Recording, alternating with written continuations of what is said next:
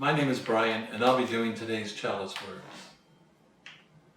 Holy and beautiful is the custom which brings us together in the presence of the Most High, to face our ideals, to remember our loved ones in absence, to give thanks, to make confession, to offer forgiveness, to be enlightened and to be strengthened.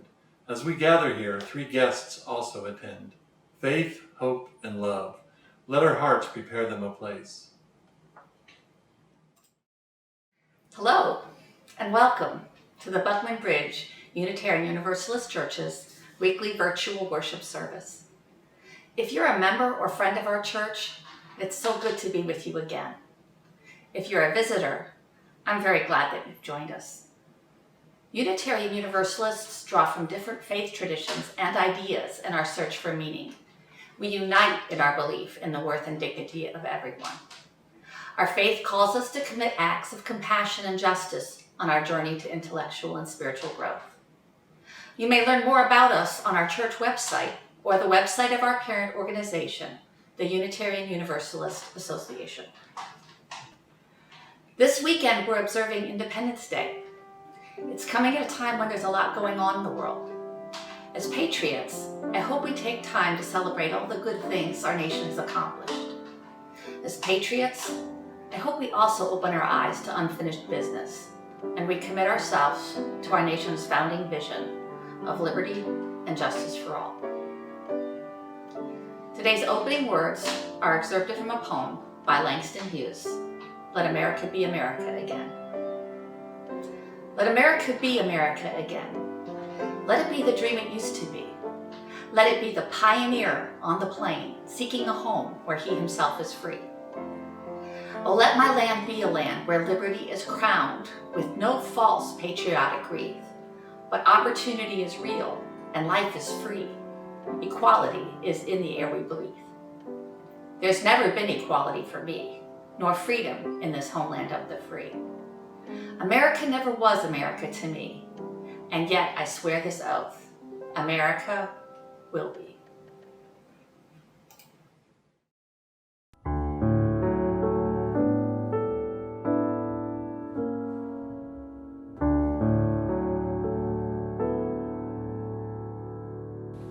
Good morning. It's good to be together today.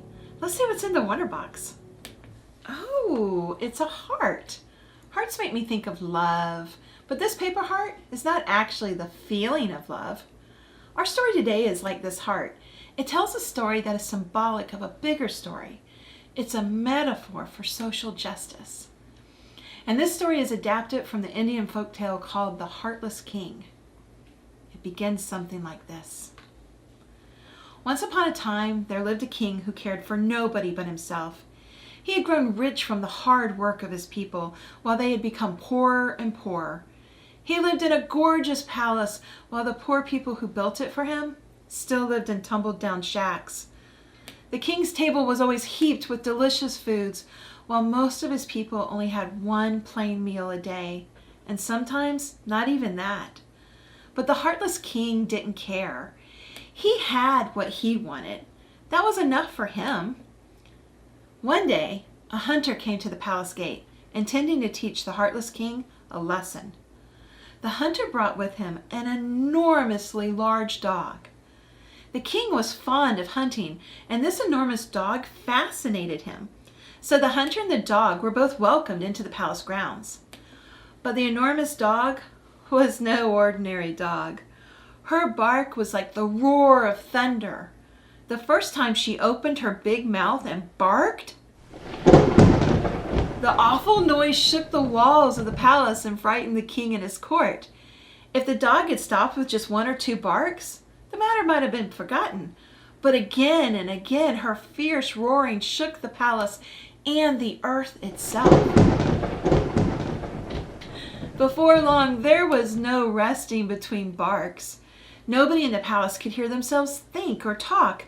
The king was desperate, and he sent for the hunter. He asked, "Why does your dog make such a deafening noise?" "The dog is hungry," said the hunter. So immediately the king ordered that a big plate of meat be brought. In almost no time at all, the enormous dog licked that plate clean, and then she began barking again. A second plate of meat was brought, and the dog ate it just as quickly as the first. Again, the dog began to... Over and over the plate was filled, and over the enormous dog quickly ate the whole plate full and began barking as loudly as ever. Now the king was angry. He called the hunter and he said, "You and your dog must leave this palace at once. We cannot endure this deafening noise any longer." But the hunter was firm. "Your Majesty, we have been sent to you by one greater than you. We are here to stay." The king was frightened. He grasped the arms of his chair and stared at the hunter. The king was not accustomed to having anyone speak to him in this manner. "Will nothing satisfy the hunger of your enormous dog?" the king asked. "Nothing that is easy for you to give," said the hunter. "Your Majesty, there are people in this kingdom who are eating all the food and who are not sharing it with those who do the work in the fields. As a result, there are people who are always hungry. This dog feels the hunger of every person in this kingdom who does not have enough food to eat. And as long as even one person in this kingdom is hungry, this dog will be hungry and she will keep barking." On hearing the hunter say this, the king was even more frightened. It had never entered his thoughts that he had been doing anything wrong. He had thought that the people of his kingdom were simply supposed to do exactly what he wanted. It had never occurred to him that a king should think of happiness of anyone, except himself. He was now angry from his head to his feet, inside and out. Either he would go mad hearing the continuous barking of the dog, or else something would have to be done, and done quickly. So he called his wise advisors together and asked, "What shall I do?" The wise ones bowed their heads and walked off to think about the question. "I wonder, what would you tell the king to do?" Well, the advisors could only see two possible solutions. Either kill the enormous dog, or every person in the kingdom must be fed. No one was willing to kill the dog. So that meant there was only one thing left to do. Everybody in the kingdom must somehow be fed. They returned to the king and they told him what had to be done. They had to shout, of course, because the enormous dog was still barking. The king did not hesitate. "Put all the servants on the palace grounds to work at once," he commanded. "Go to the storerooms and get all the bags of rice you can find. Take meat from the cupboards and gather vegetables and fruits from my gardens. Send the servants out with loaded carts into my kingdom and find all the people who are hungry.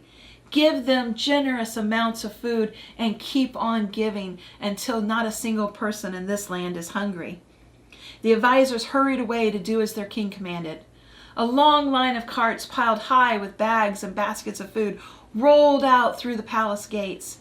All day long, day after day, the carts kept going until they had gone to every village in the land, and food had been given to every house where someone was hungry. At last the day came when the enormous dog stopped barking and lay down quietly beside the king. The dog was satisfied. Everywhere in the land, the people were content. For the next few years, the enormous dog stayed by the king's side to be sure he never reverted to his old ways. A few times the dog barked to remind the king about justice, and each time the king remembered the important lesson he had learned. Finally, the dog was convinced the king truly understood the meaning of justice. And one morning, she simply got up, walked out of the palace, and went to bark for justice in a new land. I wonder, do you think the king is a metaphor for something else? And I wonder, what does the thunder represent? Could it be the people's voices raised in protest? I wonder, when you hear the thunder, the call to social justice, how will or do you respond? And with that, our story is told. Until next time. We take this moment to pause so we can create sacred space within our hearts. We reflect on the joys and sorrows that have come into our lives in recent days. We celebrate each other's milestones, and we pray with those who need our healing thoughts. We light candles of birthday greetings and celebrations this week for 3 of our members who celebrate their birthdays on July 6th, Sydney C., Darcy D., and Claire G. Also for Don D., who celebrates his special day July 7, Pam E.R. and Jonas W., who both celebrate their birthdays July 9, and finally, happy birthday to Janie D. on July 11. We light a candle of concern for Sandra M.'s daughter, Stephanie, as she continues to recover from serious kidney surgery. We light another candle of concern for the continued rise of COVID-19 infections and deaths in our country, and we hope folks will continue safe practices and social distancing. We light a candle for healing, kindness, resiliency, and courage. And we light one last candle for all the joys and concerns that remain unspoken in our hearts. During this time of social distancing, I miss seeing all of us at church, and I bet you do too. But a church is more than a building. It's anywhere we choose to gather as a spiritual tribe. Even though we're not able to connect physically, we are committed to offering inspiration and comfort to each other through our church website, YouTube page, and Zoom meetings. This church depends entirely on the generosity of members and friends like you who support our ministry, staff, and grounds. While we're unable to pass the plate, you can make a virtual offering by clicking the link below this video. During the month of July, we will donate all plate collections to UU The Vote, a nonpartisan group that supports democratic processes and voting rights. We thank you for your support. Phillip Baber is former pastor of the Unitarian Universalist Church of Jacksonville, and he is past co-president of iCare, the Jacksonville-based interfaith coalition for action, reconciliation, and empowerment. He is currently co-founder of the virtual small group ministry Spearsophical. He is also the host of the Phillip Baber podcast, which explores the intersection between faith and social justice. Phillip, welcome.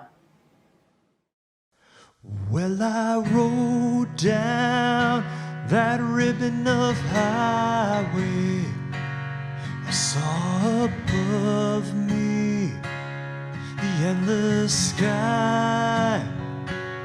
I saw below me the golden valley. This land was made for you and me. Fellow citizens, pardon me. Allow me to ask, why am I called upon to speak here today? What have I, or those I represent, to do with your national independence? Your high independence only reveals the immeasurable distance between us. The blessings in which you this day rejoice are not enjoyed in common.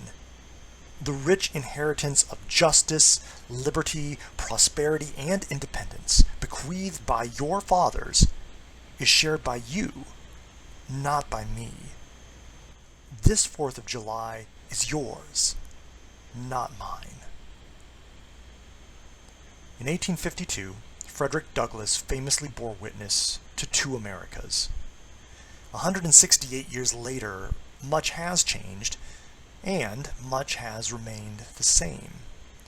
Slavery is gone, but those 2 Americas still remain. And part of the reason why the streets of our nation were burning just a few weeks ago is because many of those born and raised in white America cannot see the other America. They can't even see their own. This morning, on a weekend many are observing the birth of our nation, I'd like to share my own story of how I learned about the existence of 2 Americas. Many people who meet me today assume that I am white, and I am, and I'm not. I'm biracial, so I am white, and I am also Japanese. Now, from birth to about puberty, I looked 100% Asian. In my formative years, I was absolutely a person of color, and I had the sense of race consciousness that necessarily accompanies being a person of color in a predominantly white population. So, I had to deal with both the interpersonal and systemic racism that people of color in this country have to deal with daily. From white kids mocking the slant of my eyes and randomly shouting Asian-sounding gibberish at me, to being the only elementary student in my class to be paired solely based on my race to another Asian student in a school-wide pen pal program without my consent or input, to being disallowed to learn the Japanese language in my own home because school counselors told my parents that a bilingual household would harm my English-speaking abilities, which, of course, was far more important for me to learn here in America. So, as a child, I grew up knowing that I was the other. And then a bizarre thing happened. Puberty. Now, puberty is bizarre enough on its own for all of us, but what happened to me specifically is that the baby fat in my face evaporated. And without that roundness around my cheek and jaw and eyes, all of a sudden, I looked very white. And about the only way someone would be able to know if I was born in Japan to a Japanese mother would be if I told them. So, did I tell them? Well, of course not. Because over the course of my childhood, I had been conditioned to hate my Asianness, to hate the shape of my eyes, to hate the sound of every Asian accent, to be embarrassed of my own mother. The crowning achievement of white supremacy is to implant internalized racism in the hearts of people of color. Now, this cultural education was never explicit. It was never written on the blackboard, Asians are inferior to white people. Nevertheless, that was the message. It was subtle, yet ubiquitous. And so, I assimilated. I said goodbye to my Asian heritage, and I became white. And that was a rational decision. I mean, of course, given the choice, you'd rather be white in America. Are you kidding? I have benefited so very much, accrued so much privilege by being able to pass as white. It wasn't until college that I began to realize the true cost of denying half of my identity. I started college as a carefree white American in much the same way that the prophet Moses started his young adult life as a carefree Egyptian. Moses did not begin to embrace his Jewishness until he witnessed the injustice of an Egyptian guard whipping a Jewish slave. And so I did not begin to embrace my Japanese heritage until I began studying American history. I learned things in college history classes that had been hidden from me in elementary school and high school back in the 1980s and 90s. Truths that had quite literally been whitewashed.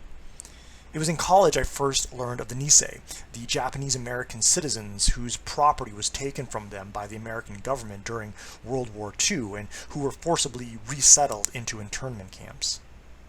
I learned about anti-miscegenation laws, and that up until the Supreme Court handed down Loving v. Virginia in 1967, it was lawful in the United States to ban cross-racial marriages. As I delved further into the history of anti-miscegenation laws, I discovered their moral and legal justification rested on the idea that the state had an interest in stopping quote-unquote racial amalgamation. In other words, a mere 10 years before I was born, the United States had the legal power to prevent me from being born because I was a racial amalgamation. These discoveries inspired me to go home and talk to my mother about her own history. She was born back in 1939, and her first memory was watching Tokyo burn after Lieutenant Colonel James Doolittle firebombed it. She remembered Hiroshima and Nagasaki. She was in Japan when it happened. As a little girl, my mom was literally nuked by the United States of America. We had a family friend, a woman older than my mother, who in many ways became like an aunt to me. She too was in Japan in those years. She was training to become a geisha. After the bombing, which of course she also experienced, American servicemen turned her into a prostitute during the occupation, as they did with nearly all the geisha. This was a part of a racial awakening for me. I soon came to be ashamed of being Japanese in the first place, and so I made a promise to myself that I would never bury or hide my Asian heritage again. I know that there are two Americas because I have lived with a foot in both. And so I know this experience, that this reality, it has theological consequences. As a child, I was brought up in a pretty conservative Christian environment. I was raised to believe that America as a nation was exceptional in the eyes of God, that we were a beacon of God's righteousness, a city set upon a hill, as the great colonizer John Winthrop believed.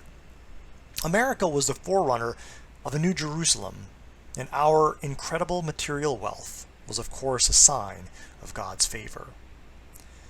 The terrible, faith-shattering truth I began to learn in college, which I continued to learn after graduating, whose lessons have most recently been confirmed by the murders of George Floyd, Breonna Taylor, and Ahmaud Arbery, is that America is not the city on the hill.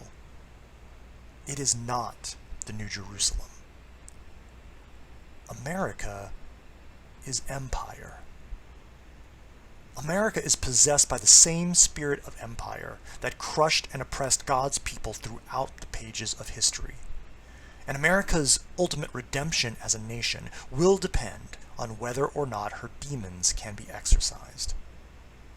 Until white America is willing to confront and accept this truth, white supremacy will continue to be the rule of the land, and the stormtroopers of the American empire will continue to execute black bodies in the streets, not because they broke any laws, but because they refused the demand of the empire to become white.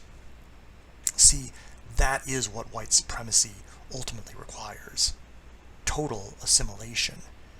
And so long as black Americans refuse to become white, they will live their lives under the constant threat of state-sanctioned violence and death. Black folks have known this truth for a long, long time. Indigenous people have known this truth for a long, long time. A few white folks learned this truth a long time ago too, and if the throngs of young white people in the streets now joining their black brothers and sisters and siblings is any indication, more and more white people are learning this truth every single day. Maybe you are just now glimpsing this hard truth for the first time. It's scary. It's disorienting. Everything you ever believed just may be wrong. The truths you built your entire identity on, they may all be lies.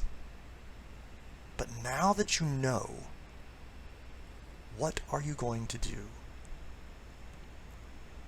I'd like to close today, as I began, with words from the great Frederick Douglass. Do you mean, citizens, to mock me by asking me to speak today? Above your national tumultuous joy, I hear the mournful wail of millions. It is not light that is needed, but fire. It is not the gentle shower, but thunder.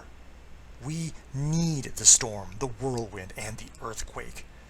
The feeling of the nation must be quickened, the conscience of the nation must be roused, the propriety of the nation must be startled, the hypocrisy of the nation must be exposed, and its crimes against God and man must be proclaimed and denounced.